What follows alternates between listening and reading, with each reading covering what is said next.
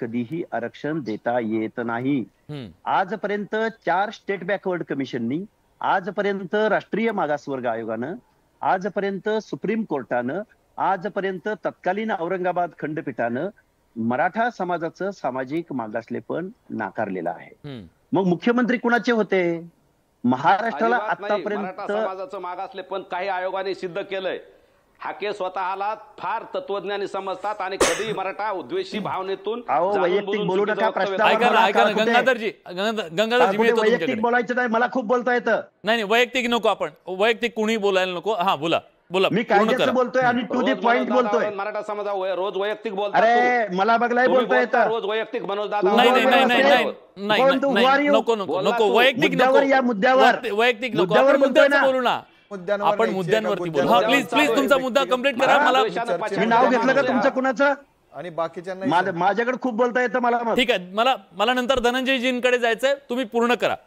पूर्ण करा. आता माधवचा फॉर्म्युला वसंतराव भागवतांनी 1980च्या दशकामध्ये भारतीय जनता पार्टीचा एक विस्तार करण्यासाठी माळी धनगर वंजारी म्हणजे वाड्या वस्त्यावरती, या महाराष्ट्रामध्ये जे वाड्या वस्त्यावरती म्हणजे महाराष्ट्राच्या ग्रामीण भागामध्ये पॉकेटच्या पॉकेट या ओबीसी बांधवांचे आहेत, आणि त्या सर्वसामान्य घटकापर्यंत भाजपा नेण्यासाठी माधव आणला. पण त्याच्याही अगोदर ब्राह्मणांची भीती घालून ब्राह्मणेतर चळवळ ज्या जेदे जवळखेरांनी आणली. विलासजी आजपर्यंत 29 मुख्यमंत्री महाराष्ट्राचे झाले. त्या 29 मुख्यमंत्र्यांपैकी 21 मुख्यमंत्री मराठा समाजाचे झाले, 3 मुख्यमंत्री ब्राह्मणांचे झाले, मग पुन्हा 1 मुस्लिम. म्हणजे मला तुम्हाला सांगायचं हे आहे की जरांगे पाटील स्वतःला मुख्यमंत्री व्हायचं म्हणून काम करतायत तर मराठा समाजाला मुख्यमंत्री करायचं हे सत्तेमध्ये कधी नव्हते. मला धनंजयजींना विचारायचे. धनंजयजी, तुम्ही जरांगे पाटील यांना म्हणताय की तुम्ही आमच्या सोबत या, तुम्ही ओबीसी मधून आरक्षण द्यायला तयार आहात का? जरांगेंचं नेतृत्व, जे मागण्या आहेत त्या तुम्हाला मान्य आहेत का? आणि आता लक्ष्मणजींनी मुद्दा उपस्थित केला त्याच्याबद्दल पण तुमचं वक्तव्य. बरोबर आहे. मुळात तुमच्या प्रश्नाची जी हेडलाईन आहे आजची, त्या हेडलाईनवरती मी बोलू इच्छितो.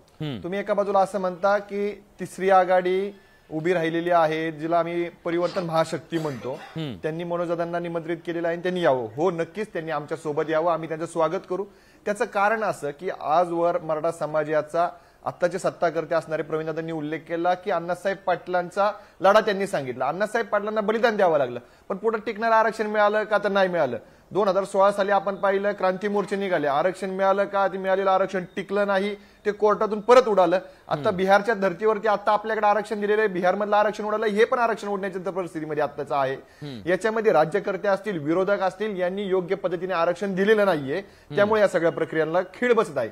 छत्रपती संभाजी महाराजांनी ह्या आरक्षणाची प्रक्रिया जनतेला समजून सांगितली, राज्यकर्त्यांना समजून सांगितली, सर्वांना समजून सांगितली, परंतु समजून घेण्याची मानसिकता कोणाची नसल्यामुळं आता आम्ही राजकीय दृष्ट्या राजकारणामध्ये येत आहोत. फक्त मराठा आरक्षणच नव्हे तर अनेक विषयांमध्ये गेल्या 75 वर्षापासून गोर गरीब, दीन दलित, शेतकरी, कष्टकरी, मोलमजुरी या सगळ्यांना या सत्ताधारी आणि विरोधकांनी येरे माझ्या मागल्या म्हणत भरडलेला आहे. याला पर्याय आम्ही देत आहोत. मनोजदादांना आम्ही निमंत्रित का केलं आहे तर या प्रश्नाचं उत्तर असं आहे की मनोजदादांनी आजवर 6 आंदोलनं आपण वर्षभरातली पाहिली.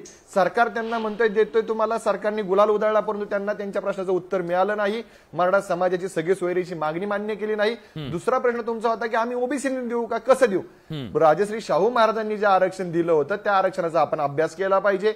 घटना ज्या पद्धतीने सांगते की आरक्षण कोणाला देता येईल, जसं की तुम्ही सांगितलं की तो समाज मागास ठरला पाहिजे, घटना म्हणजे तो मागास ठरला पाहिजे, मागास ठरल्यानंतर त्याला संविधानिक पद्धतीनं प्रक्रियेसमोर सामोरं गेलं पाहिजे, ट्रिपल टेस्ट झाल्या पाहिजे आणि आरक्षण मिळालं पाहिजे. हो मिळेल. आणि आताच हाकेजींनी सांगितलं, हाकेजी स्वतःला इतके तत्वज्ञानी समजतात, इतके ग्रेट समजतात की कायदा कशा पद्धतीने चालवावं हे फक्त हाकेंनाच समजतं. अशा पद्धतीचा ते चुकीचा नरेटिव्ह समजावतात. त्याचं कारण असं, ज्या आयोगामध्ये हाकेसारखा माणूस बसू शकतो, जो व्यक्ती मराठा समाजाला एका वेगळ्या द्वेषाच्या भावनेने पाहतो, मराठा समाज हा मागास नाहीच अशा पद्धतीने पाहतो, आणि तशा पद्धतीचे सदस्य आजवर त्या आयोगांमध्ये बसवल्यामुळे मराठा समाजावरती अन्याय झालेला आहे, हे आमचं म्हणणे. आणि त्यांनी जे लॉजिक सांगितलं की मराठा समाजाचे 19 मुख्यमंत्री झाले किंवा काही काही सो अँड सो झालं, मग आम्ही असं म्हणावं का या देशाला ओबीसी पंतप्रधान मिळालेलं आहे म्हणून देशातल्या ओबीसींचं आरक्षण भागलेलं आहे, आणि आज एकदा नव्हे तर जवळजवळ 3 वेळा ओबीसी पंतप्रधान मिळालेलं आहे, मग ओबीसींचं आरक्षण काढा आणि इतरांना आरक्षण द्या. हे अशीचे फुकटचे थोटांड असणारे लॉजिक हाकेंनी देऊ नयेत. एक प्रश्न, धनंजयजी, एक प्रश्न, ज्यांना गरज आहे त्यांना आरक्षण द्या ना, परंतु स्वतःला एक प्रश्न, आता तुमच्याकडे आरक्षणाचा फॉर्म्युला आहे का? हा बरं प्लीज बोला तुम्ही, मी बोला नंतर प्रश्न विचारतो. हा तुम्ही उत्तर द्या त्यांचं. हा हो, लक्ष्मण हाके नावाचा आरक्षणाचा फॉर्म्युला आहे. आमच्याकडे आरक्षणाचा फॉर्म्युला आहे. मला प्रश्न विचारला लक्ष्मणजी, मी उत्तर देतो. नाही धनंजयजी, मी येतो तुमच्याकडे. तुम्ही जे आक्षेप घेतले ना त्याच्यावर त्यांचं उत्तर घेऊन नंतर मी तुम्हाला प्रश्न विचारतो. हा हा लक्ष्मणजी बोला, लक्ष्मणजी बोला. हे बघा, महाराष्ट्रामध्ये स्टेट बॅकवर्ड कमिशनची हिस्ट्री पाहता आजपर्यंत जेवढे स्टेट बॅकवर्ड कमिशन निर्मित झाले, काय आहे त्यामध्ये विजय प्रवर्गातला एक मेंढपाळाचा पोरगा पहिल्यांदा राज्य मागासवर्ग आयोगावर गेला. त्याचं शिक्षण पूर्ण आहे, निकष पूर्ण आहे, संविधानिक निकष पूर्ण असल्यानंतरच तो तिथं गेला. पण एका गायकवाड आयोगाची तुम्हाला मी एक हे सांगतो, रचना सांगतो. काय झालं, गायकवाड आयोगाचा रिपोर्ट पॉझिटिव्ह कसा झाला ते मी सांगतो, आणि या महाराष्ट्राला कळला पाहिजे म्हणून मला सांगायचं आहे. जो स्टेट बॅकवर्ड कमिशन आहे, जो ओबीसीच्या हिताचे निर्णय घेतो, न्यायाचे निर्णय घेतो, त्या ओबीसी आयोगावरती झाला तर देशातल्या ओबीसीचं आरक्षण काढायचं का?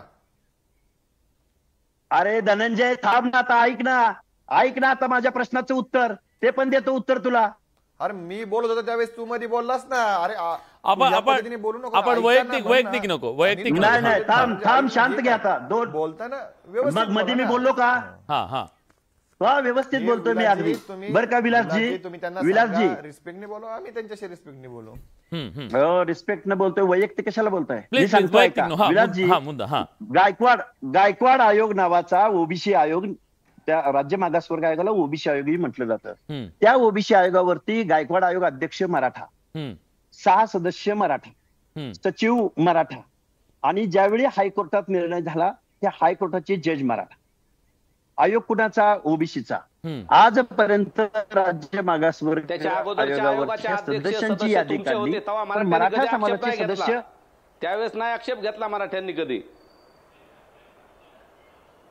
एकमेव बॅकवर्ड कमिशन वरती ओबीसींचा अध्यक्ष झाला एकाच. त्यालाही तुम्ही शोकवाद नोटिसा देऊन काढायला लावलं. आम्हाला बोलायला लावू नका. हिस्ट्री आहे माझ्याकडे, पुरावे आहेत माझ्याकडे. मी असं उगाच मोगाम बोलणारा माणूस नाहीये. तर विलासजी, आवाज येत नाही. हा ठीक आहे. आवाज येतोय का माझा? येतो. बोला. आजपर्यंत महाराष्ट्राच्या सगळ्या आयोगात मराठा सोडून सगळे सदस्य होते, त्यावेळेस आम्ही कधी मराठ्याने आक्षेप घेतला नाही. ठीक आहे गंगाधरजी, त्यांचा मुद्दा पूर्ण माझ्याकडे आहे, सगळे मुद्दे माझ्याकडे आहेत. त्याच्यावरती आमने सामने बसू, कोण किती कुठं कसे सदस्य झाले, कोण अध्यक्ष झाले, सगळं आम्हाला माहिती आहे. तर त्यावर आपण बोलूयात ना आता. मनोज जर ठीक आहे, आम्हाला सगळं माहिती आहे. ठीक आहे, मला गंगाधरजी तुम्हाला विचारायचंय, मनोज जरांगे पाटील समजा उद्या माहिती आहे ओबीसी आयोगावरती मराठ्यांचे अध्यक्ष, मराठ्यांचे सदस्य करून मला एक छोटासा ब्रेक घ्यायचा आहे, ब्रेक घेऊन लगेच परत येतोय आपण, चर्चा कंटिन्यू करतोय आपण. पण एक मुद्दा आहे, मनोज जरांगे पाटील राजकारणात जर आले तर आरक्षण